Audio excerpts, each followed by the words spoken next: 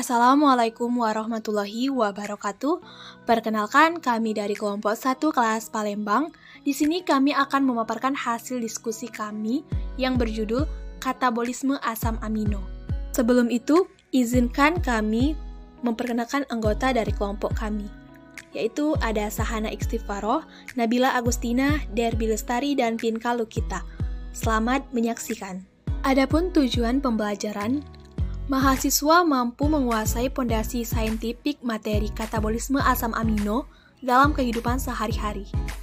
Prosedur proyek 1. Cari dan pahamilah materi-materi mengenai katabolisme asam amino. 2. Amatilah peristiwa atau kejadian sehari-hari yang berhubungan dengan materi.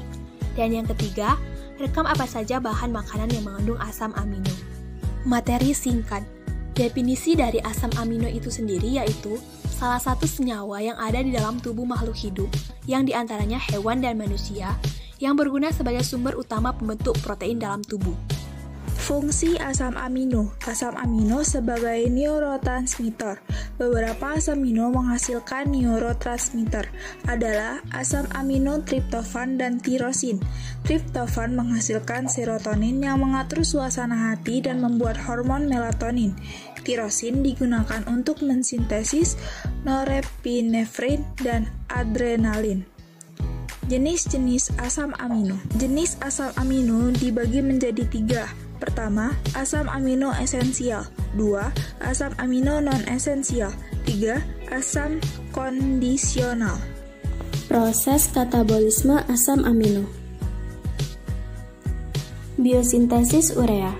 Transaminasi adalah reaksi pemindahan gugus amino dari asam alfa amino 1 ke asam alfa keto sehingga asam alfa amino 1 setelah melepaskan gugus aminonya ke asam alfa keto 1 sekarang menjadi asam alfa keto 2 dan asam alfa keto 1 setelah menerima gugus amino dari asam alfa amino sekarang menjadi asam alfa amino 2. Pada tahap ini, memerlukan koenzim vitamin B6 atau piridoksin fosfat.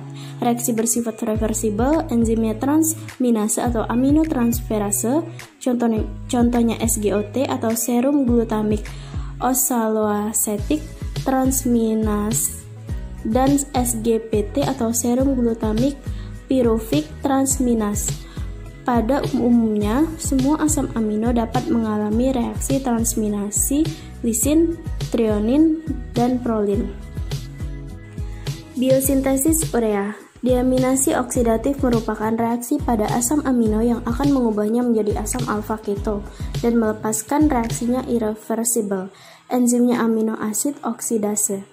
Khusus untuk asam amino, glutamat mengalami reaksi deaminasi oksidatif dapat menggunakan enzim L-glutamat dehidrogenase, reaksinya reversibel.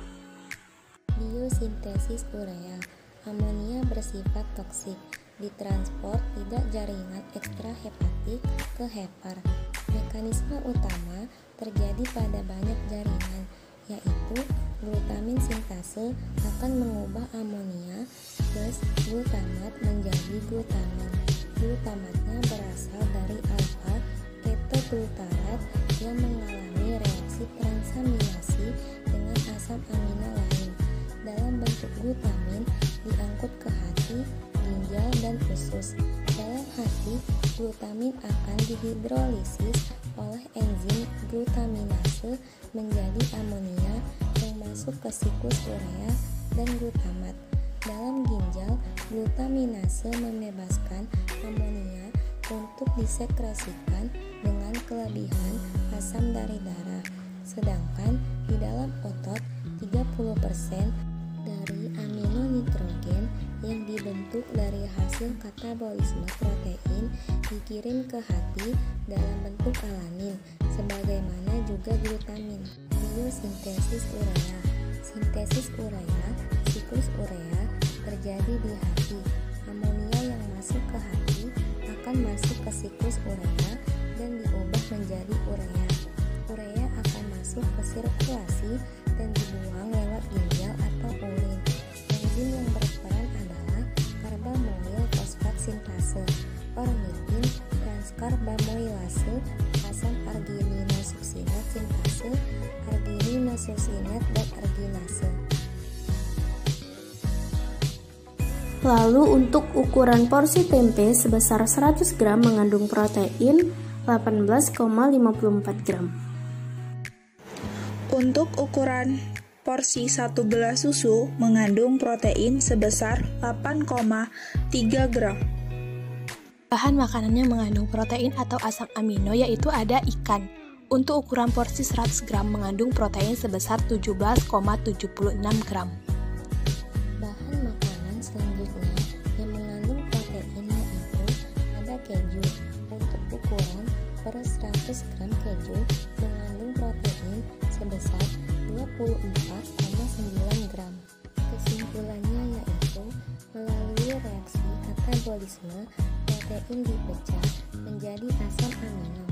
Asam amino bisa digunakan sebagai sumber energi ketika tubuh membutuhkannya. Senyawa ini juga bisa didaur ulang untuk membuat protein atau menjadi urea melalui proses oksidasi. Selain memecah protein, katabolisme juga bisa memecah glikogen menjadi glukosa. Karbohidrat sederhana ini kemudian akan melalui proses oksidasi yang dinamakan glikolisis. Dari reaksi inilah energi dihasilkan.